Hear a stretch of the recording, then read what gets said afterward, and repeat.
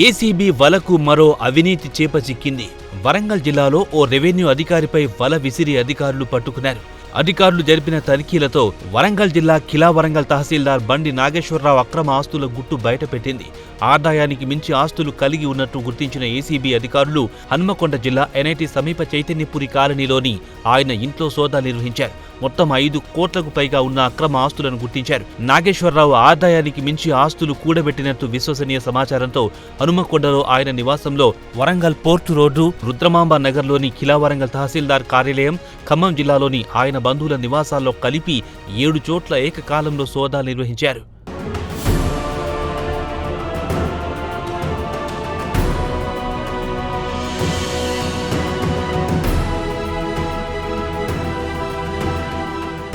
ప్రాథమికంగా 1,15,00,000 విలువైన ఇల్లు, 1,43,17,7 ఎకరాల భూమి, మరోచోట 10 గుంటల విలువైన వ్యవసాయ భూమి పత్రాలు స్వాధీనం చేసుకున్నారు. వాటితో పాటు 24 లక్షలు విలువ చేసే 70 తులాల బంగారు ఆభరణాలు, 92,000 విలువైన 1,791 గ్రాముల వెండి వస్తువులను స్వాధీనం చేసుకున్నారు. అధికారులు చేసిన తనిఖీల్లో 35 లక్షల విలువైన 2 కార్లు, ఓ ద్విచక్ర వాహనం లభ్యమయ్యాయి. వీటితో పాటు ఖరీదైన వాచీలు కూడా అధికారులకు లభ్యమయ్యాయి. వాటి ఖరీదు 3,28,000 ఉండొచ్చని అధికారులు అంచనా వేశారు.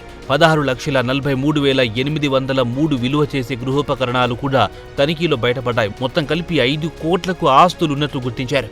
నిందితుడిని అరెస్ట్ చేసి వరంగల్లోని ఏసీబీ కోర్టులో హాజరుపరిచారు.